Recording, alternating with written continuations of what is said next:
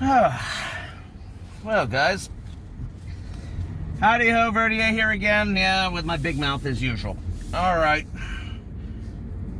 comma, the gift that keeps on giving.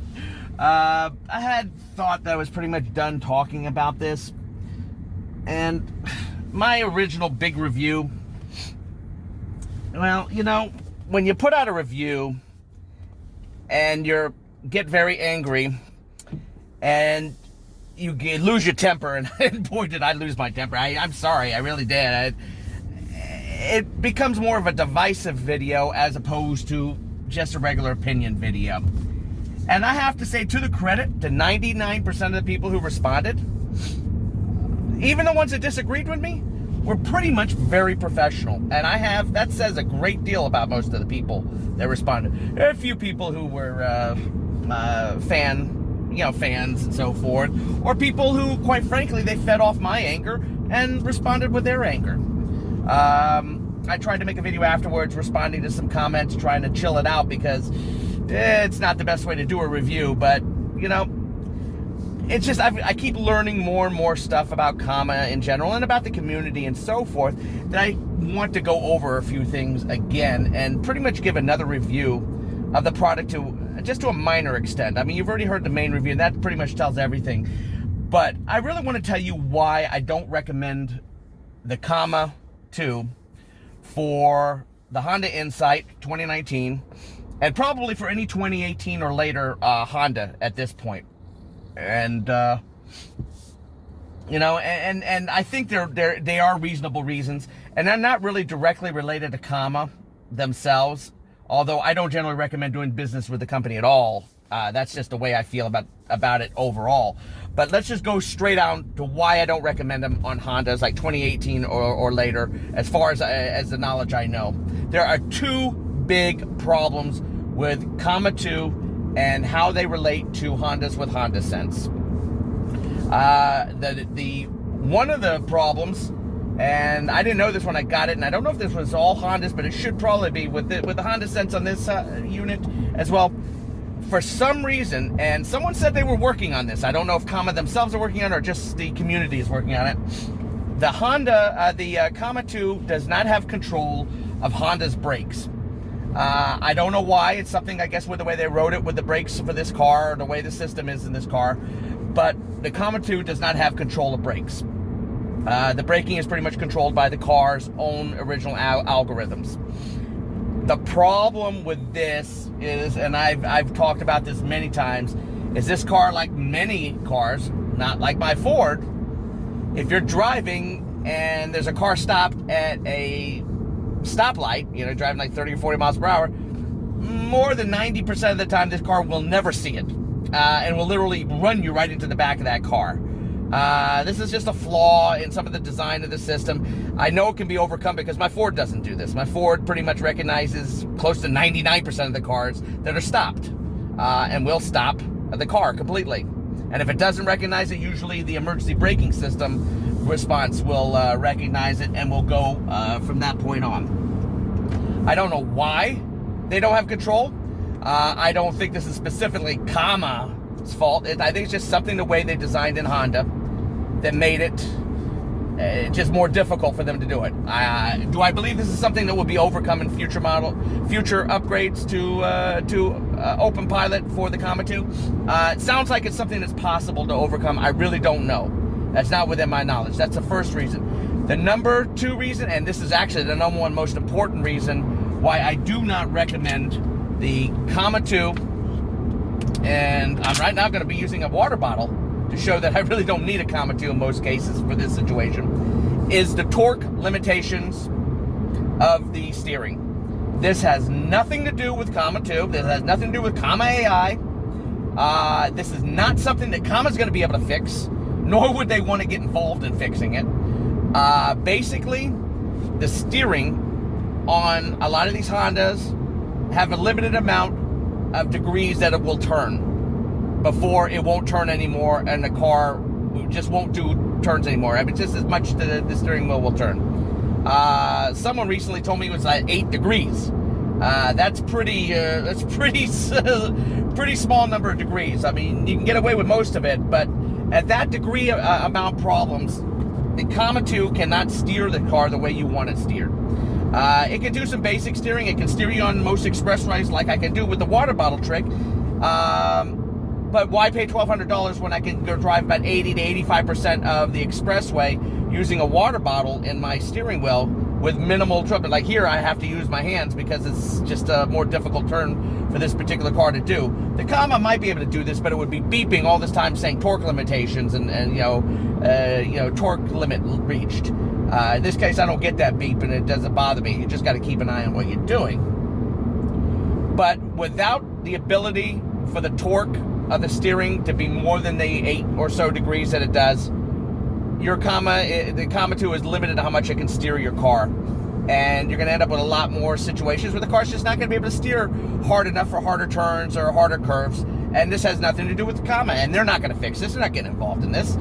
Basically, you literally have to do something called a torque modification. You need a torque modification! What the hell is it? Torque modification! Now, a torque modification basically involves flashing the software that's built into the steering of the car itself. It has nothing to do with the Comma itself. You basically are modifying the software in the car's steering system itself so it can handle a higher degree of torque and can turn more. If you can get this for your Honda, and there are some available out there, and there's one also available for the Insight, then the car will respond better, and it'll probably be a lot more enjoyable to use, and so forth. But without the torque modification, if you can't get it, using a water bottle is very similar to what you're going to get with the Comma AI. Now, is it as good as Comma AI on the expressway? Absolutely not. The Comma AI is a lot more precise. It won't try to steer you off of exits unless you're ready to exit. It's just much better. But it's not $1,200 better. So without the torque modification, it just isn't worth it. And those are the two main reasons not to get them on a 2018 Honda or later with Honda Sense built in, as far as I know. Now, you can do more research. If anyone knows anything differently about it, please let me know in the comments if anyone ever freaking watches this. I'm learning a lot more about the community too, and I'm beginning to get a good idea of why it's not a very comfortable place to be. It seems like this community, in general, all across the board, is severely fractured. I mean, I've got people right now that are commenting on the video, and they haven't, just recently, recently saw the video, commenting about the fractures of the community and what a dumpster fire things are at Comma AI's board itself. It seems like there's like an old guard versus a new guard kind of situation, where some of the older people are just kind of like pushed out to an extent where they're just not really there anymore, and they're on their own line of boards and so forth, and they love OpenPilot and so forth, but they're not involved in dealing too deeply in this. They just deal with it on their own cars and with other people who are dealing with cars similar to them. This is a serious shame, and I think this has a lot to do with a lot of these people being very smart, very nerdy kind of people. They have a lot of intelligence, and I think that can lead to a lot of egos banging into each other, especially when you're dealing on the internet, and you got these faceless people just treating each other like total garbage sometimes. It doesn't mean they're all like that. Same with the Comma AI, they're not all like that. But, it seems like a major shame. What's really bad is it seems like most of it, you can literally make your own unit called a Freon.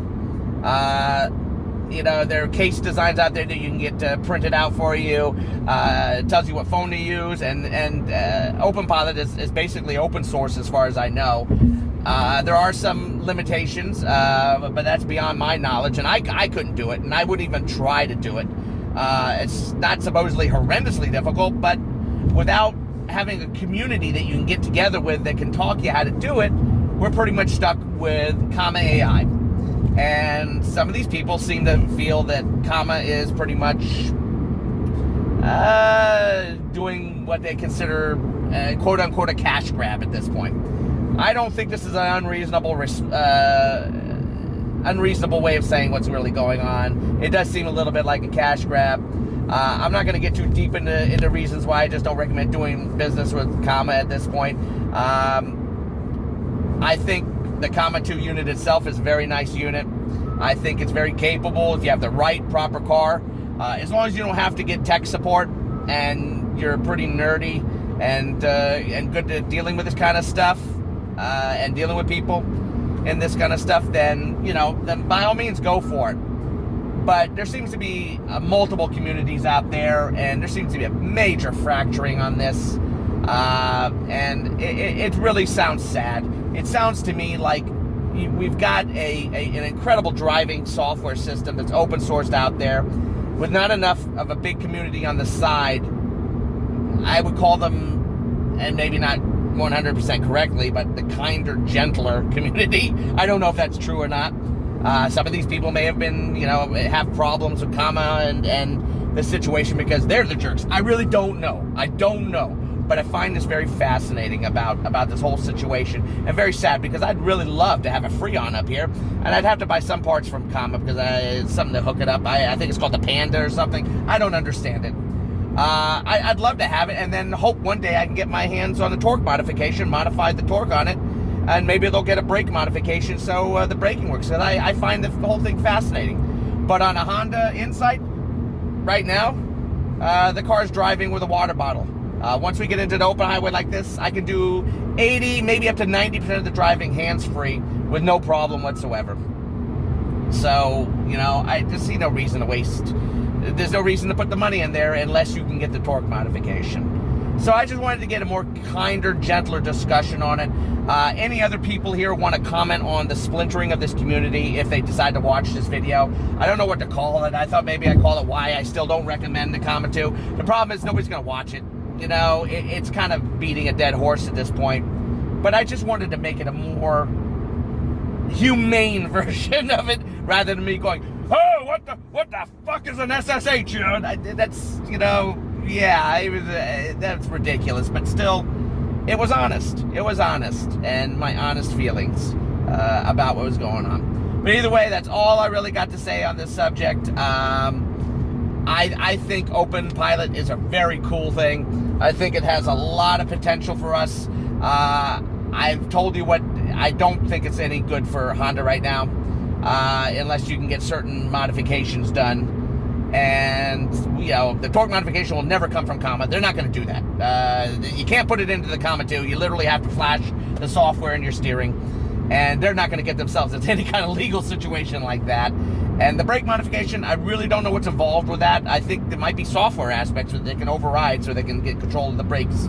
But anyone who has any information on this, please, I'd like to hear a discussion on it, because if, in the entire situation, after all the trouble I had, if the thing had full brake control and the car was stopping at stoplights for me, when cars were, sitting at stoplights so I wouldn't have, crash into cars, I probably would have kept it, even with all the anger I had, and I would have just waited to see if I could get my hands on a torque modification 6 or 8 months down the road, and go from there, because it would have been worth it just to be able to drive on city streets. Wow, what the heck's that all about? City streets, without having to worry about ramming into the back of cars stopped at stoplights, which I don't have to worry about on my Ford 99% of the time. All right, beaten to death, talked to death, and this video is probably going to be much longer than it should have been. I'll probably edit the best I can. All right, that's it for Verdier on this. I hope I get more discussion on this. This is the kinder, gentler Verdier signing off on the Comma 2. Take care.